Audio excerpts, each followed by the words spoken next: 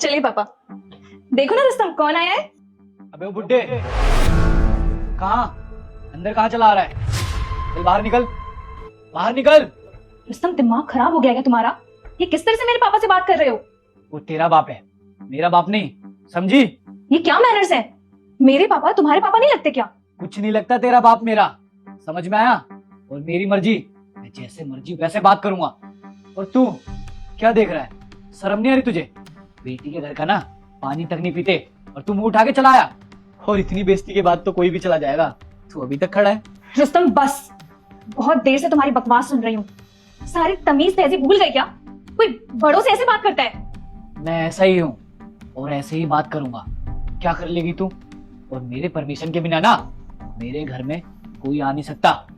तो अपने बाप से बोल अपना ये बैग उठाए और यहाँ से दफा हो जाए। सुमन बेटा, दामाद जी को क्या हो गया है और ये ऐसे कैसे बात कर रहे हैं? पता नहीं पापा, आज से पहले कभी इन्होंने इस तरह से बात नहीं की। क्या हो गया है रुस्तम? आज तुम ऐसा बिहेव क्यों कर रहे हो? याद नहीं आ रहा तुम्हें? मैं याद दिलाता हूँ। क्या पापा, आप शाम को आ रहे हो और मम्मी भी आ रही है?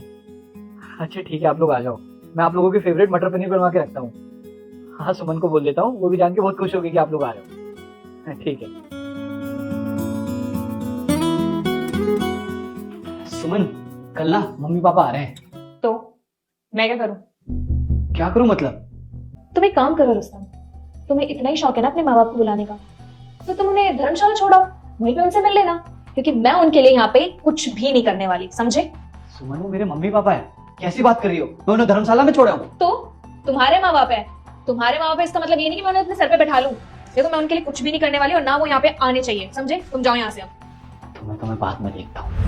तभी लड़का बोलता है, पिताजी इतने दिनों बाद गांव से मिलने आने वाले थे और अपनी बेटी से पूछिए इसने मेरे साथ किस तरह का व्यवहार किया। तभी पापा लड़की को बोलते हैं, बेटा दामाद जी जो बोल रहे हैं क्या वह सही बोल रहे हैं? तभी लड़का बोलता है, इसने मेरे से क्या बोला कि अपने मम्मी पापा को वृद्धाश्रम में छोड़ाओ। अब तो मुझे इसे अपनी पत्नी बोलते हुए भी शर्म आ रही है। आपको तो पता है मैं आपकी कितनी इज्जत करता हूँ। मेरे मम्मी पापा सिर्फ एक हफ्ते के लिए मिलने आ रहे थे, क्या यह उनकी सेवा नहीं कर सकती? तभी लड़की के पिता बोलते हैं, ओह दामाद जी मुझे माफ कर दीजिए, माफ कर दो। मेरी बेटी की तरफ से मैं आपसे माफी मांगता हूँ। इसे नादान समझकर इसकी गलतियों को माफ कर दो। लास्ट में लड़का लड़की के पापा के साथ ऐसा कुछ कर देता है, वह देखने से पहले। बेटा रुक जा, अगर तुमने इस वीडियो को लाइक और सब्सक्राइब करेगा तो आने वाले दिन में तेरे घर में खुशखबरी आएगी। और तुझे मेरे बाद में विश्वास नहीं है तो करके देख ले और जाते जाते कमेंट में जय सरस्वती माता जरूर लिखना। आइए ना पापा, बैठिए ना।